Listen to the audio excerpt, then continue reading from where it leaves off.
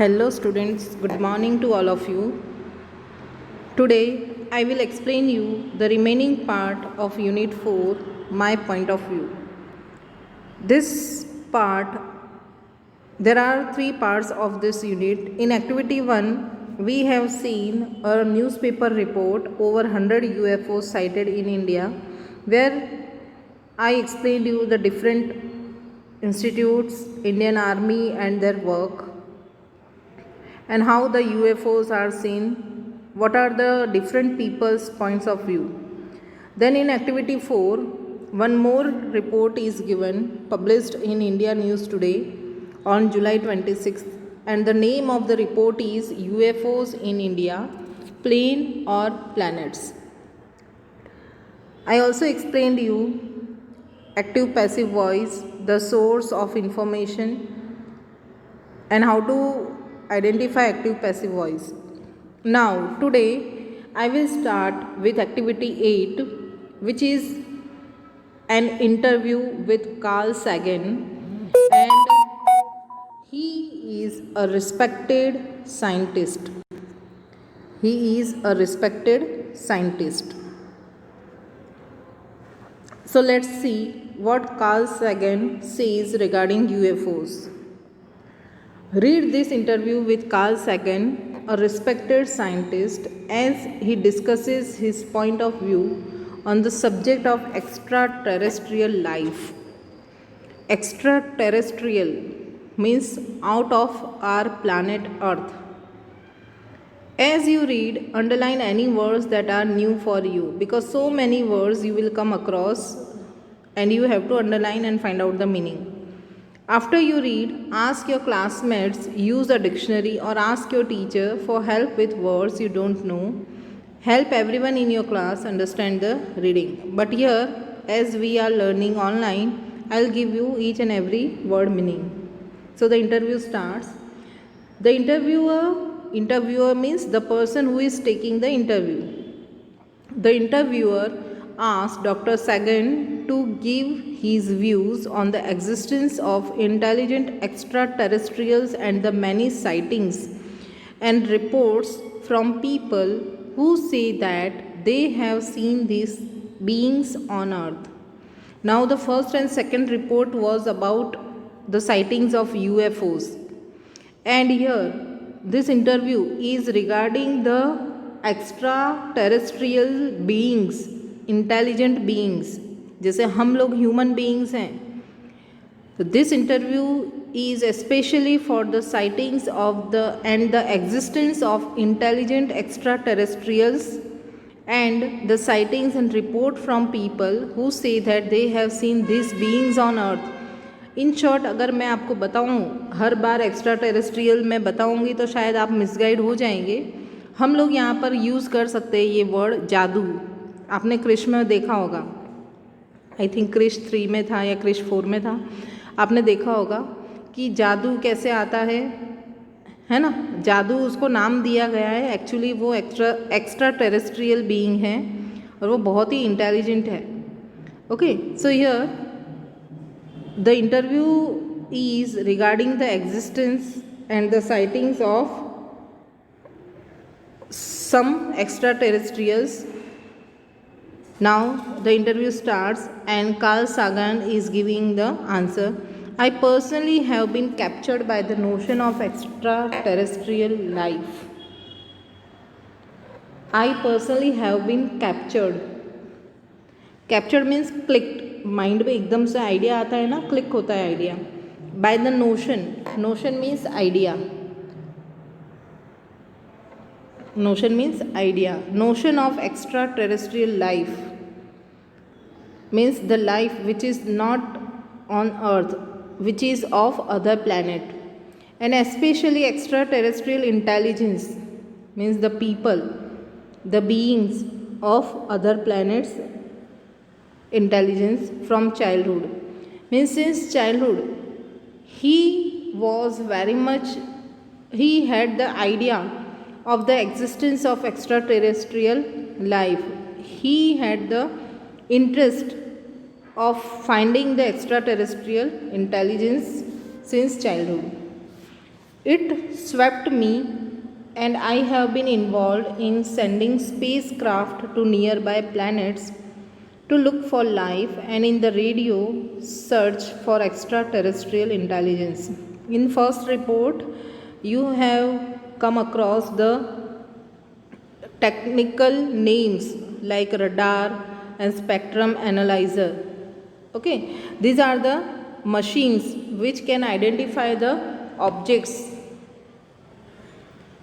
So here Carl Sagan says, it swept me up.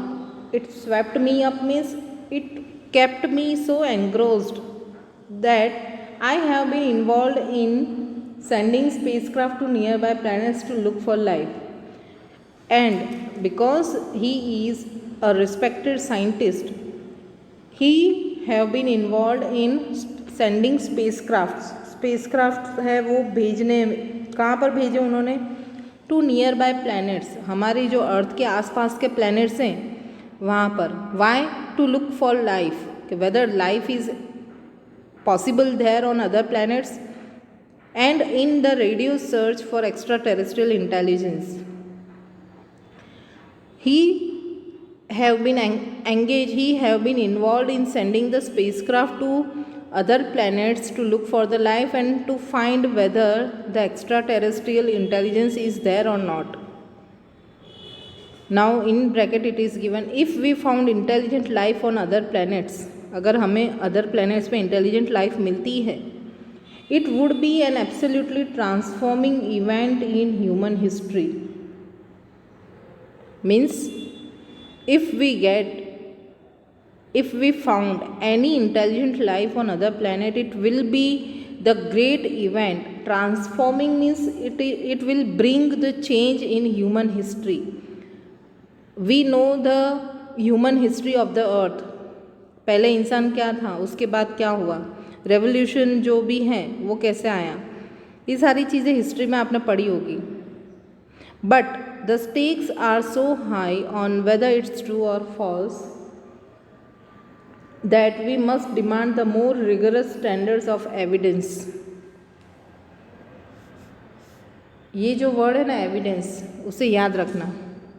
Okay, बताती हूँ बाद में क्या. Evidence means proof, but because the stakes means popularity, the popularity of this subject कौन सा है, the existence of extra terrestrial intelligence on other planet.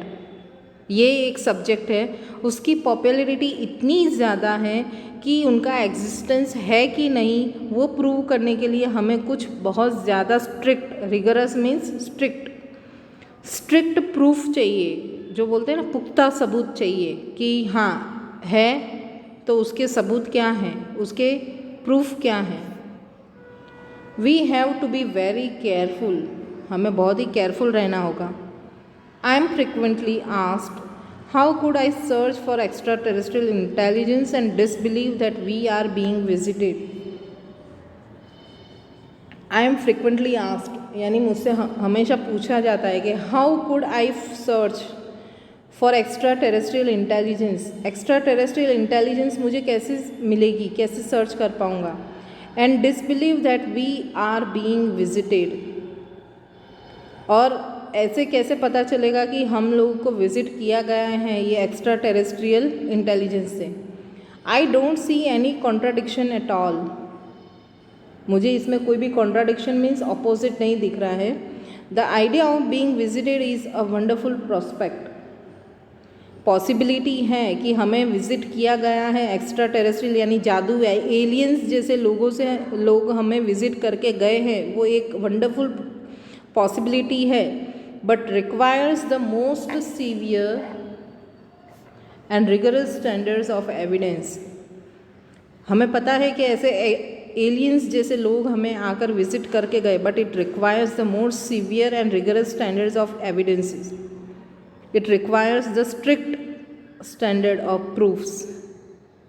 Then the interviewer asked Dr. Sagan to comment on the stories that people have told of being abducted or kidnapped by extraterrestrials. Because it is an interview, so the interviewer asked Dr. Sagan to comment on the stories which people told of being abducted. Abducted का मतलब है कि किसी को उठाकर ले जाना, और किडनैप्ड, दोनों का मीनिंग सेम है, अबडक्टेड और किडनैप्ड बाय एक्स्ट्रा टेरेस्ट्रियल्स। ऐसे एलियंस आए और उठाकर अपने स्पेसशिप में या अपने जो ये फ्लाइंग सॉसर है या यूएफओ है उसमें बिठाकर ले गए, ऐसी स्टोरीज लोग कहते हैं। तो उस पर डॉक्टर सैगन की कमेंट मांगी इंटरव्यूअर ने कि what do you think regarding all this stories told by the people. He was asked if these people have provided strong evidence for extraterrestrials having visited Earth. उन्हें पूछा गया कि क्या ये लोगों ने जो एक्स्ट्रा टेरेस्ट्रियल एलियंस हैं वो अर्थ पर आए थे, उनकी विजिट हुई थी, उसके बारे में कोई पुख्ता सबूत दिए हैं, लोगों ने कुछ देखा है उसके बारे में। Carl Sagan says the evidence is almost entirely anecdotal, यानी कि whatever the evidence is given it is entirely anecdote. Anecdote means funny story. Anecdote is a funny story. So Carl Sagan says the proofs which are provided are like funny stories. Someone says something happened to them and people can say anything. कुछ लोग बोल रहे उनको कुछ हुआ, कुछ लोग बोल रहे कि कुछ भी कह सकते कुछ लोग। तो the fact that someone says something doesn't mean it's true. लेकिन फैक्ट तो ये है कि अगर कोई कहता है कि कुछ हुआ नहीं हुआ, it means it's true. To be taken seriously, you need physical evidence that can be examined by skeptical scientists. यानी कि if we take this matter seriously we need physical evidence. Physical evidence ऐसा चाहिए जो हाथ में दिखाकर लोग बता सके, दैट कैन बी एग्जामिन्ड, और जिसे हम लोग एग्जामिन कर सके वेदर इट इज़ ट्रू और not, by skeptical scientist. What is the meaning of skeptical? Skeptical means doubting that something is true और यूजफुल, यानी कि डाउट करना है। साइंटिस्ट का काम क्या है? डाउट करना कि जो भी मैटर है वो ट्रू है और यूजफुल है कि नहीं। For example, a scraping of the whole ship and the discovery that it contains elements that don't exist on earth. मतलब कि कैसे एविडेंस है? जैसे कि कोई होल शिप है, स्पेस शिप है, उसे स्क्रैप करना। स्क्रैप करना मीन्स एविडेंस के रूप में लेना। and the discovery that it contains elements that don't exist on earth, और ये बताना कि वो शिप के जो एलिमेंट है, जैसे जो मेटल यूज़ हुआ है, जो चीज़ यूज़ हुई है वो शिप बनाने के लिए, वो मेटल, वो एलिमेंट्स हैं, वो अर्थ के नहीं हैं। अगर ऐसा प्रूफ हो जाए तो हम बता सकते हैं कि extra terrestrial is possible. But there is no scrapings और अदर एविडेंस, लेकिन ऐसा कोई प्रूफ नहीं है, कोई एविडेंस नहीं है। ऑल देर आर स्टोरीज, जो भी है वो सब क्या है? Only they are the stories. There are instances of disturbed soil. लोगों ने कैसे एविडेंस दिए हैं? डिस्टर्ब्ड सॉइल, कि सॉइल है उस पर निशान पड़े हुए हैं। But I can disturb the soil with a shovel.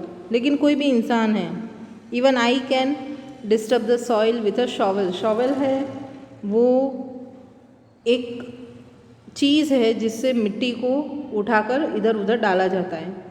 There are instances of people claiming to flash lights at UFOs and the UFOs flash back. कुछ लोग हैं जो ऐसा क्लेम कर रहे हैं कि उन्होंने फ्लैश लाइट दी है यूएफओस को और सामने से यूएफओस ने भी आंसर में फ्लैश बैक किया है। But pilots of airplanes can also flash back. लेकिन एयरप्लेन्स के पायलट्स है वो भी फ्लैश बैक कर सकते हैं, especially if they think it would be a good job to play on the UFO enthusiast. तो जब वो ये सोचे कि हाँ ऐसा कोई यूएफओ एंथुसियास्ट है नीचे अर्थ पर जो मजाक कर रहा है, तो उसके साथ वो मजाक करने के लिए भी फ्लैश बैक कर सकते हैं। So that does not constitute good evidence. So ये चीज़ है वो एक अच्छे एविडेंस में नहीं मानी जाती है। Now I told you to remember the word evidence. Okay, before that this quotation from Carl Sagan is given: somewhere something incredible is waiting to be known. कहीं पर कोई ऐसी चीज़ है जो इनक्रेडिबल है। इनक्रेडिबल मीन्स जिसे हम किसी के भी साथ कंपेयर नहीं कर सकते हैं।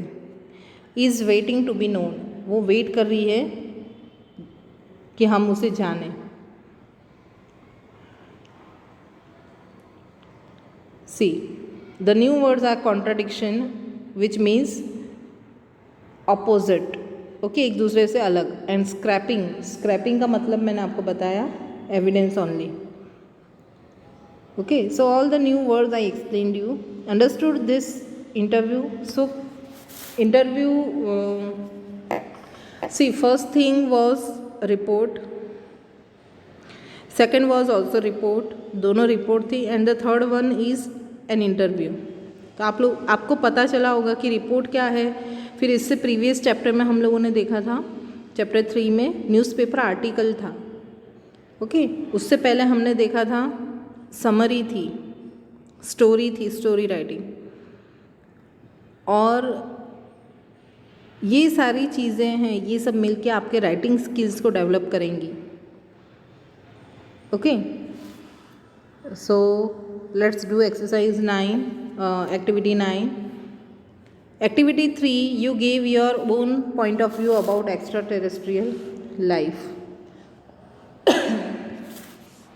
Because you are studying online, you have not done this activity. अगर क्लास में होते तो मैं ये करवाती।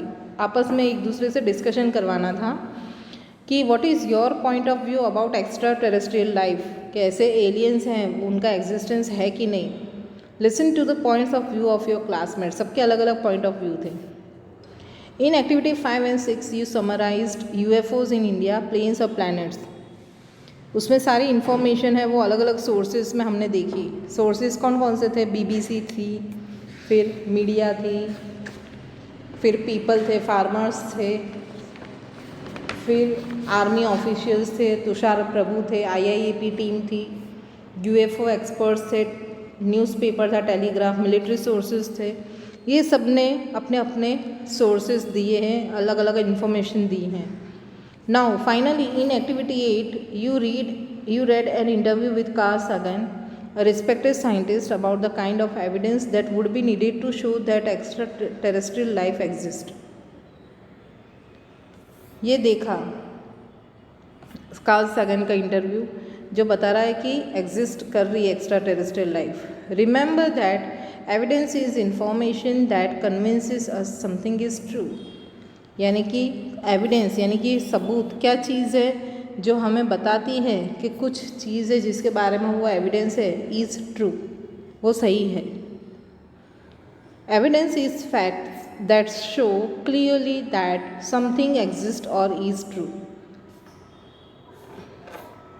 It is an information that we can use to help explain why we think what we think. अगर कुछ सोचते हो, कुछ बताते हो आप, तो उसको प्रूव करने के लिए जो चीज़ दी जाती है उसे बोलते हैं evidence. When we give our own opinion or idea, people often ask why we believe that we do. One way that we answer why is with information and facts from different sources. तो ये सारी चीज़ें हैं, Y का answer देंगे तो मतलब हमने वो एविडेंस दिया है। Now question answers are given. What do you think the Indian army truly so? क्या लगता है इंडियन आर्मी ने क्या देखा होगा? Which information did you learn from the sources in UFOs in India, planes और planets? Can you use as evidence that your idea is true? क्या आप वो सोर्सेज को एविडेंस की तरह यूज़ कर सकते हो दिखाने के लिए कि आपका आइडिया सही है? Okay, so think over it, we can not do it right now. Activity 10 also one information is given. The universe is such a huge place that many people think there must be other life somewhere in it just because it's too huge.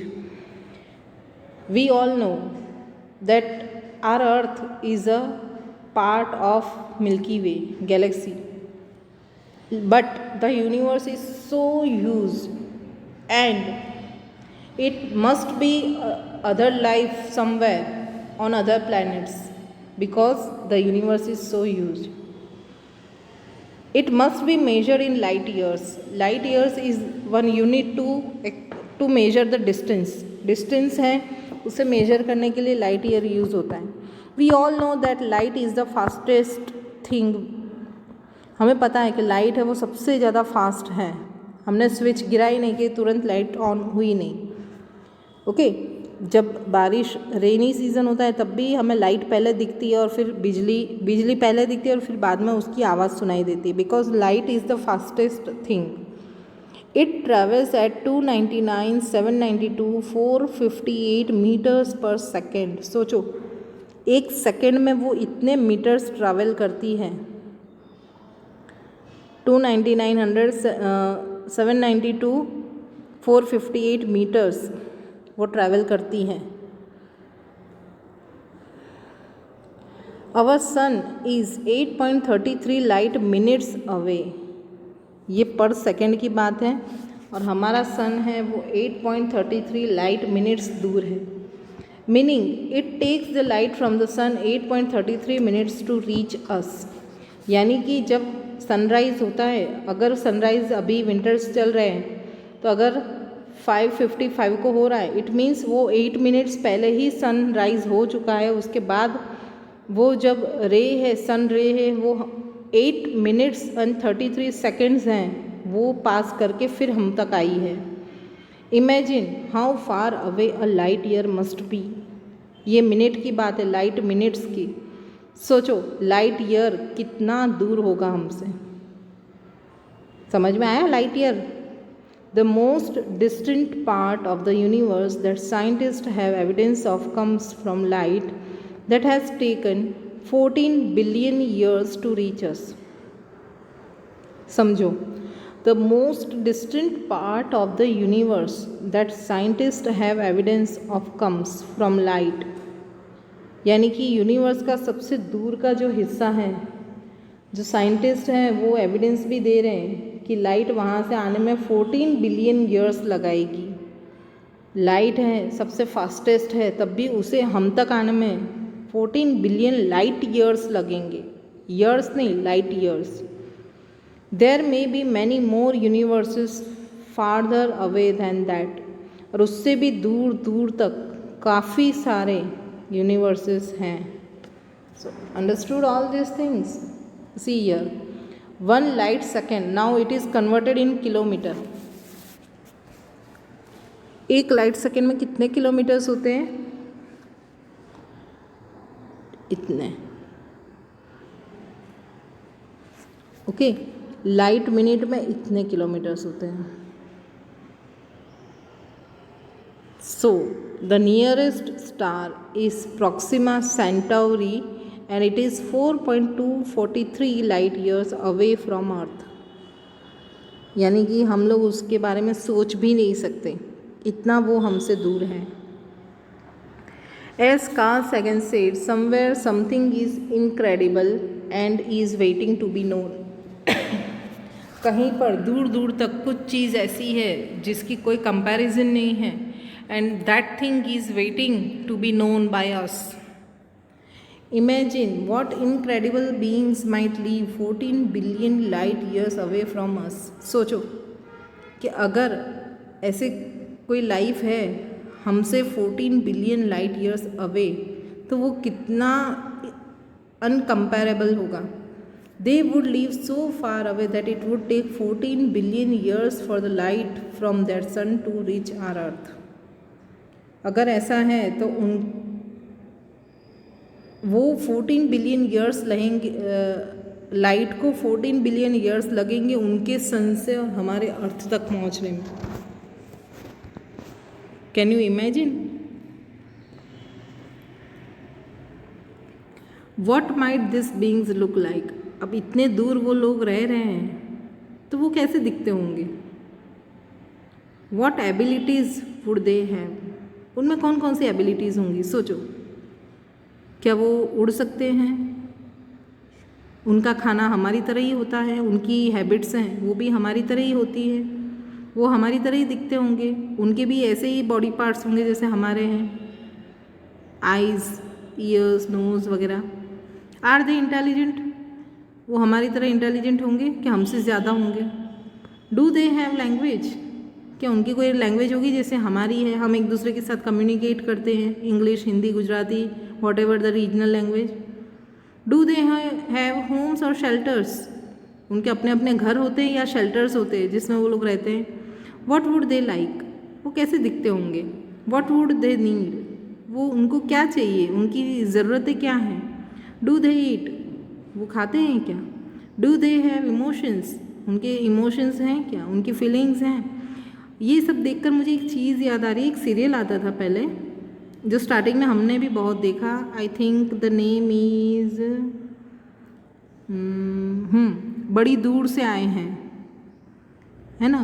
वो सबके name व से शुरू होते थे, जो Indian seasons है, वर्षा, वसंत, शिशिर, ऐसे सब नेम्स थे उसके, जो इंडियन सीजन्स हैं, हिंदू कैलेंडर के हिसाब से सीजन्स हैं।